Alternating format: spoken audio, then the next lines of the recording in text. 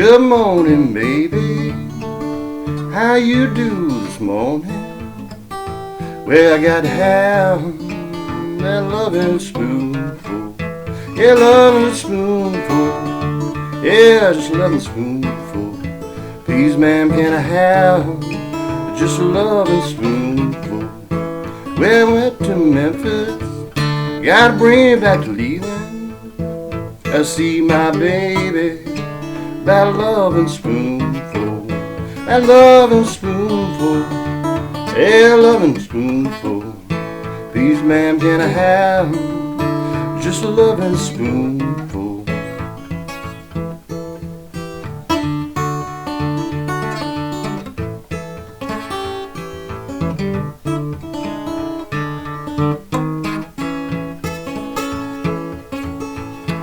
My baby packed her suitcase and she went away. Couldn't let her stay for my loving spoonful. That loving spoonful, oh, a loving spoonful. No, got to have that loving spoonful. Good morning, baby. How you do this morning? Please, ma'am, can I have just a loving spoonful? Yeah, loving spoonful. Oh, loving spoonful. Yeah, got to have my loving spoonful. Alright, my version of Mississippi John Hurt's Coffee Blues. Alright, so let's talk about this song. Why is it called Coffee Blues to start with? Now, first of all, as usual, John Hurt recorded this song many times. I believe he first recorded it around 1927. Then, he was what I guess you call a semi-retired musician for the next almost 40 years before he was rediscovered in the 60s. He went back to farming. He was just playing around town. He recorded this song, I'm going to say at least 4 or 5 times. Lyrics were a little different in each version. There's one version that is quite a bit longer. There's one that has a very long introduction where Mr. Hurt makes absolutely clear, lest you should be mistaken, that this song is about Maxwell House coffee. Now, why? Why in the world did he spend almost 5 full minutes explaining that the song is about coffee before he starts singing this song? Well, John Hurt didn't write the song. It was first recorded by Pappa Charlie Jackson.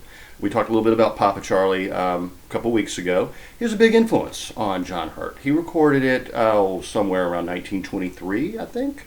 And somewhere around 1927-29, Carlie Patton recorded it.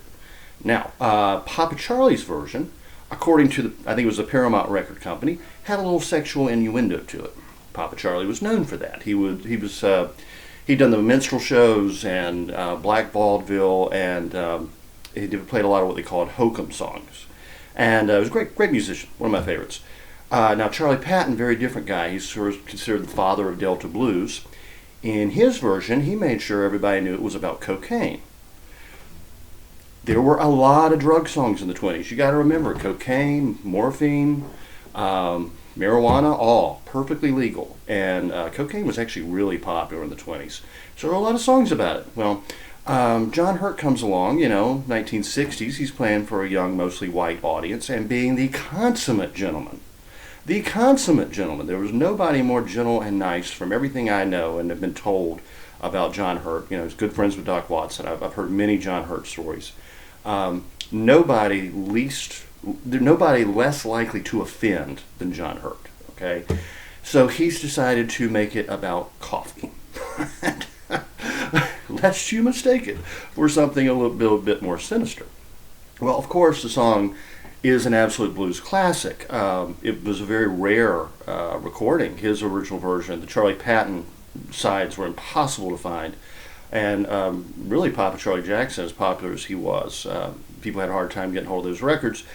But, you may remember that John Sebastian's group was called the Lovin Spoonful. Now, it was named after that song. And, I think now we think more of John Sebastian as the guy who did the theme song to Welcome Back, Kotter, or maybe with the Lovin Spoonful, Do You Believe in Magic, kind of folky pop songs. He actually was quite a good blues musician. If memory serves, he played harmonica on the Doors classic. Was it L.A. Woman? No,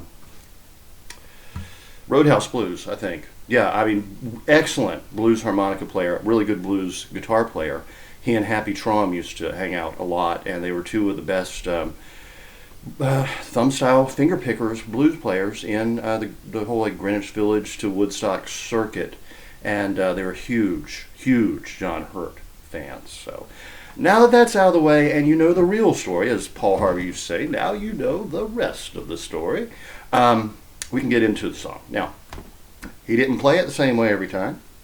Having listened to several versions, a couple times my fingers stuttered a little bit because I was hearing one and trying to play the other. That's going to happen when you got songs like this, but it's really very easy. And of course you don't have to play it note for note like he did or like I do, because like I said, it's been recorded by several people. And I mean, Carlie Patton's version was wild. And you know, he didn't play like this. He played sometimes with a knife on top of the guitar like this. Great musician, one of my favorites. Pappa Charlie played a 6-string banjo, usually with a flat pick. A guitar on a banjo's body, essentially, with a flat pick. So again, very different. So it's in the key of A. I think this is the first John Hurt song we've done in the key of A. If you don't know this chord yet, this is called long A. This is the blues musician's preferred chord. And it's because you can go from A to A7. You can pull off, play open. But anyway, he goes. That's very simple. So from A major to A7, and then slide into the D if you can. Not entirely necessary, but it sounds right. Alright, you're just playing that first note, and then, but just slide into it, and then hammer on with that middle finger. Alright, and that's really the signature sound of this song. E7, and you could play E if you want to, if you want a little more full sound. But anyway, just be sure to drop the pinky down on there and lift your ring finger to get that the dissonance of the E7 chord. This is again one of the favored chord forms of the Piedmont blues, or the any country style blues, country delta blues, the old style. All right, so we've gone.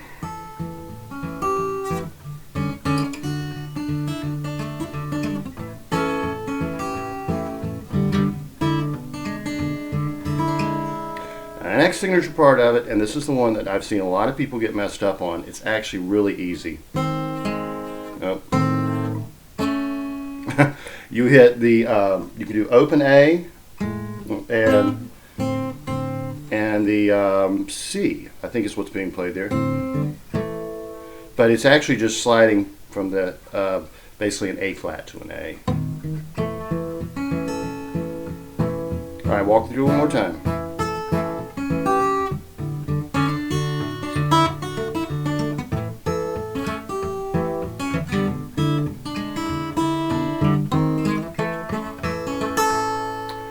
It's that simple. One of the most classic and most famous blues of the genre.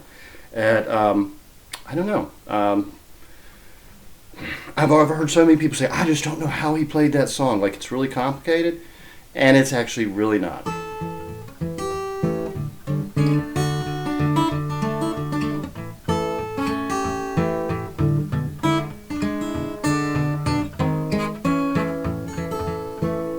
So, play around with it. Get in touch with me if you have any questions, and I'll see if I can come up with a mandolin version to accompany it, as I always try to do. It's always a challenge because these are usually songs I've never played on the mandolin. I've never played this one on the mandolin, so I'm about to go wing it through that, and we'll see how it turns out. So be sure to tune in for that one. It may be rather comical, but we'll see. You know, it's not that much complicated a song, and yeah, we'll see how it goes. Anyway, y'all have a good one. I'll talk to you next time.